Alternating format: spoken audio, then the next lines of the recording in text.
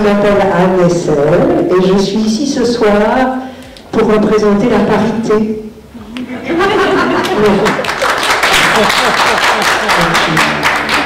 Non, en fait, je suis ici aussi parce que je suis la fille de Stéphane Hessel. Ce qui veut dire que j'ai eu la chance d'être élevée par cet incroyable optimiste, cet indéfectible obstiné, cet élégant charmeur, ce négociateur maniaque, mais aussi par quelqu'un dont les convictions, profondément enracinées, ont été constantes tout le long d'une vie exceptionnellement longue. Je pense que si on est là ce soir, on se demandait si on serait 10, si on serait 15, si on serait 20, si on est finalement plus nombreux que ça dans une circonscription difficile, c'est qu'on a tous envie de lutter contre le découragement. Parce qu'honnêtement, il y a de quoi baisser les bras. On sent que ce qui se passe est grave. Il y a dans notre pays plus de 6 millions de chômeurs inscrits à Pôle emploi. Il y a plus de 8 millions d'hommes et de femmes en dessous du seuil de pauvreté. Aux dernières élections, le Front National a fait son meilleur score, a encore amélioré son score au deuxième tour. Je déjeunais à midi avec un journaliste du journal Le Monde, un des principaux éditorialistes, et qui me disait que depuis quelques semaines, il commençait à s'inquiéter vraiment, en se demandant est-ce que le Front National ne peut pas arriver à gagner le pouvoir. Et jusqu'à maintenant, je n'y croyais pas. Mais quand on voit la façon dont la société se décompose, la façon dont les élites politiques, en particulier à gauche, mettent de l'huile sur le feu, ils ne font jamais un gramme d'appel à l'intelligence, à la fraternité, il me dit, c'est la première fois que je me demande si on ne va pas... Voilà. Donc l'histoire peut être tragique. Ne vous inquiétez pas, je ne vais pas garder le micro longtemps, j'ai le privilège de présenter Mao. Max-Alain Obadia. Un jour, je me suis retrouvé un tout petit peu dans la merde avec des problèmes à régler et qui ne se réglaient pas depuis longtemps. Je m'en suis ouvert à Pierre qui a dit je vais te présenter quelqu'un. Le quelqu'un est là. Et ce quelqu'un a réglé en quelques heures un problème qui durait depuis déjà une bonne année et demie, ce qui a fait que ça a déclenché une amitié absolument indéfectible, inoubliable, et que je suis très très très fier de vous le présenter, de vous dire que c'est un homme efficace, un homme qui est très... dont l'amitié est importante, c'est un homme de cœur, et vraiment je vous envie parce que vous allez avoir un député absolument formidable.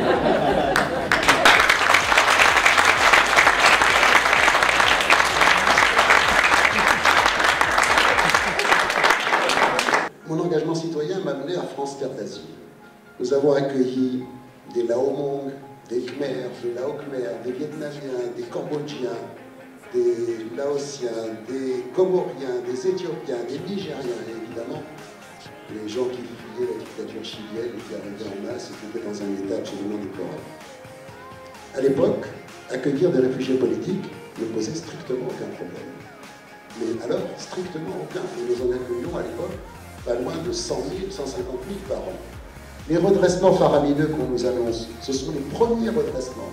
Et puis d'ailleurs, on a attrapé le poubelle, d'accord? Mais Uber, mais Amazon, mais Apple, mais Starbucks. Ah, Starbucks. Vous savez que Starbucks n'a jamais payé d'impôt en France, alors qu'il est implanté depuis 2004. Parce qu'il a déclaré que des déficits. Non, je ne suis pas tout à fait exact. En 2013, ils ont sorti, tout consolidé France, un bénéfice de 6 000 €. Et Starbucks, mais pourquoi gagne-t-il si peu d'argent? Il gagne si peu d'argent parce qu'il paye des redevances colossales à sa société mère qui se trouve aux Pays-Bas, où les redevances ne sont pas taxées. Et ensuite, hop, elles partent de là vers les Bermudes. Et puis deuxièmement, est-ce que vous savez où Starbucks achète son café? Vous savez pas? En Suisse. Parce que comme chacun sait, la Suisse est un très très grand producteur de café. Tous ceux qui ont été en Suisse ont vu autour de Genève les immenses plantations de caféiers.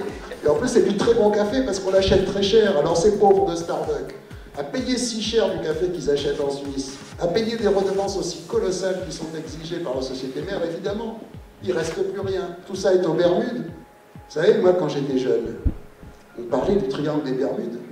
Mais on voyait disparaître les avions et les bateaux. Par un glissement étrange que je ne m'explique pas, aujourd'hui ce ne sont plus les avions et les bateaux, mais ce sont les capitaux qui disparaissent dans le triangle des Bermudes.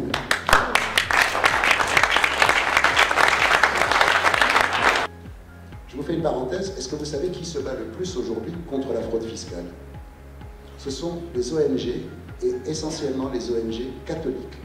C'est le CCFD Terre Solidaire, Comité catholique contre la faim et pour le développement, et le Secours catholique. Aujourd'hui, les catholiques sont à la pointe de la lutte contre la fraude fiscale. C'est quand même assez extraordinaire. Mais ça peut tout à fait se comprendre, puisque la pauvreté, c'est vraiment le problème des gens qui ont la foi. Nous ne lâcherons pas sur la transition énergétique. Nous ne lâcherons pas sur la séparation des banques d'affaires et des banques de dépôt. Nous ne lâcherons pas dans la lutte contre le chômage et la précarité. Nous ne lâcherons pas dans la lutte contre la montée de la pauvreté. Nous ne lâcherons pas dans la lutte contre la fraude fiscale et les paradis fiscaux. Nous ne lâcherons pas dans notre lutte contre les inégalités et pour la justice. Et surtout, nous ne lâcherons pas dans notre lutte contre le racisme et la montée de l'intolérance. Notre pays